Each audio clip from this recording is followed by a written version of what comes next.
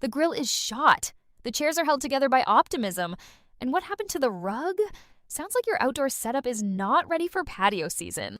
Fix it all with Wayfair. Shop Wayfair for grills, rugs, furniture, and more. With 20 million 5-star reviews, room of choice delivery, and expert setup on qualifying orders, it's never been easier to do more for less. Get 10% off your first eligible purchase. Hurry to wayfair.com or download the app now. Wayfair, every style, every home. 911, what's the nature of your emergency?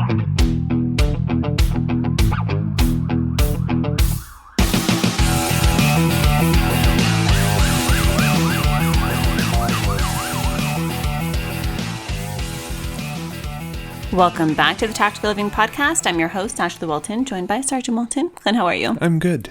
You know, I was thinking about how different your work life became when you got into a leadership position. And I think that for a lot of people, you think getting into a leadership role is a type of reward. But I think that for a lot of first responders, it doesn't always feel like that reward because there's a lot of demands and weight that comes from leading people instead of just doing the day-to-day that you were used to before.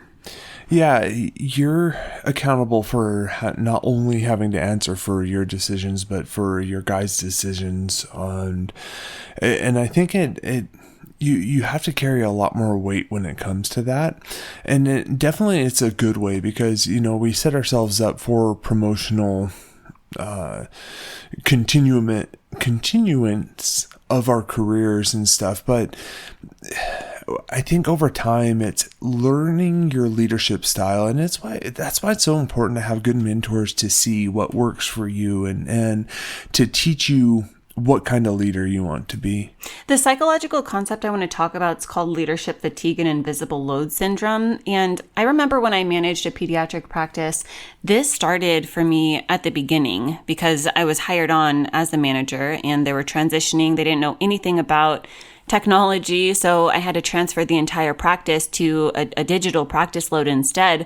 And something that I found was that when you don't have somebody else that you could lean on, rely on, ask questions to, a lot of that is what becomes taxing because in my instance, I was not afforded the opportunity to have somebody else that was smarter than me in the room, including the physician when it came to what I was doing. And so it became something to where I had to do a lot of proactive work when it came to leadership, leading the physician, leading the staff, leading the entire practice. And it was really challenging to navigate a lot of these uncertainties because a lot of it was unfamiliar because, you know, technology is changing all of the time. And there was basically when I came in, I was the reason why all of that began to change because they had somebody with the intellect to be able to make it so. So when you're working as a first responder, luckily for the most part, unless you work for a really small department, you do have those people to be able to lean on. And I think it's really important that you do. Yeah, because everyone has their own experiences. Everyone has their own kind of mindset when it comes to handling different situations. And that's why it's important to lean on your partners, lean on your peers to be able to bounce ideas off of and be able to kind of further yourself and that's where one thing with my department and something that's kind of cool is, but when you promote up to the sergeant rank, you're afforded the opportunity you ride with more seasoned sergeants to kind of make sure that you know the ins and outs of what your job responsibilities are. But this is how I look at it is when I was on graveyard, it was me and a couple of partners and all of us were promoted around the same time, where if we ran into those instances that you're not completely sure on how you should handle it, you can bounce those ideas off one another. Yeah, and I think that for leaders, a lot of the times you're expected to carry the weight of your entire team, but you still need to appear like you're unaffected.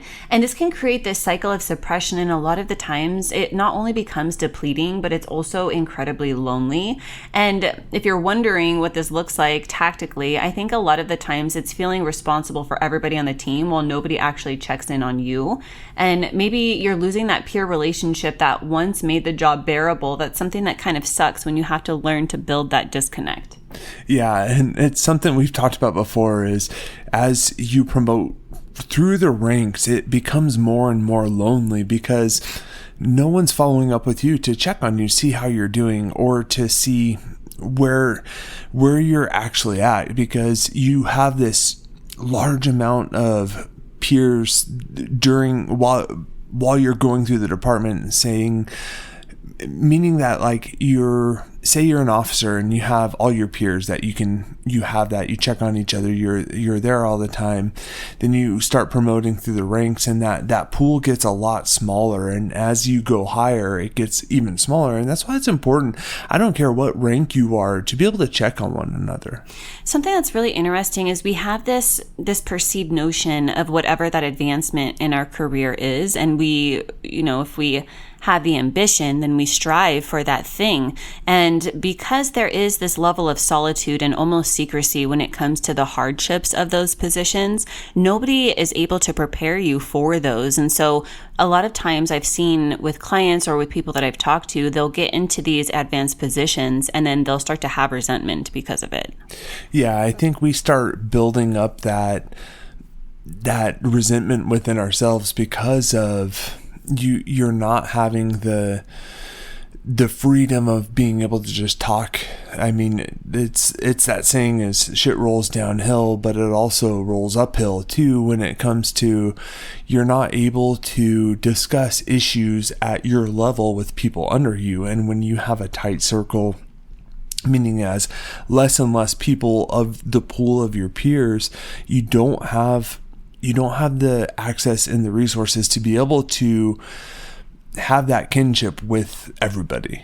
I admire my dad in retrospect more so than I did when I was growing up. And I say that because I never realized how lonely it could get the higher that you climb the ladder. And when you own your own business, especially, you have a really hard time because sometimes there's no support system of your own. When you're the one who is kind of at the top and you're trying to figure things out, you're learning how to figure things out, a lot of the times there is nobody else to be able to turn to. So you take a lot of this self-ownership on. And when you do that, I feel like it becomes this self-perpetuating isolation, because it's a cycle that I know for myself, especially now doing everything on my own, you dive into that more and more.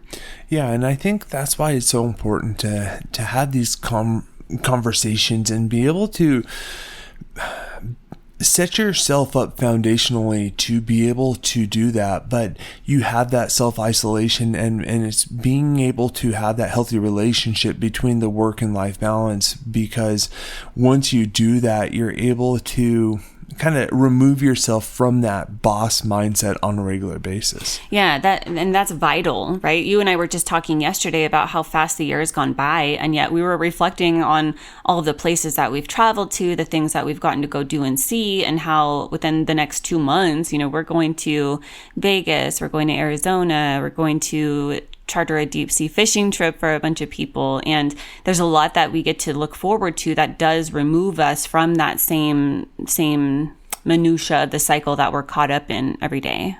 Yeah, having those things, those goals to achieve, to look forward to, and always having that forward progression outside of your normal day-to-day is something that, we believe is super important, because it gives you something to strive for, to remove your mindset out of that isolation mindset that you may be going into.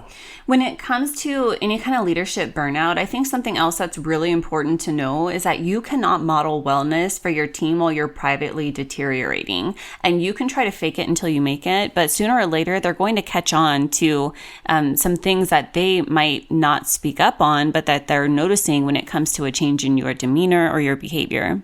Yeah, and I've seen this time and time again with different supervisors throughout my career. Is you notice their normal personality that you've known them throughout the ranks, and then you see them start progressing more and more, and start seeing that separation, start seeing that isolation more in a different way than you typically would. Yeah, and I think too that leadership isolation is very real, but it also requires intentional counteraction.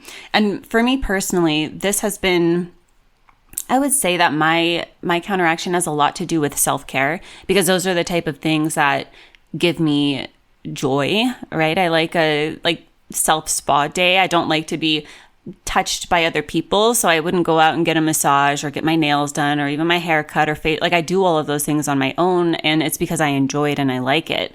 And so I will carve out, I specifically separate days, right? Like, there's a day when I'll wash my hair, and then a day when I'll do my nails, a day when I'll take care of my facial hair, a day, like all of those things they're separated, right? And that's because it gives me little tiny pieces, little chunks every single day to be able to have those things that I like and enjoy. That's my quiet time, my peace, and just pouring into myself during those moments. Yeah, and it's so important to have that, because once you start framing your day-to-day around that, it gives you something to remove from that on the go on the regular basis, and you're able to really establish that foundational setup that you're wanting to remove yourself from that self-committed isolation. I hope you've gotten some value out of today's episode. If you have, do us a favor, drop a review, subscribe down below, and as always, know that I'm sending you a long, tight hug from my home to yours.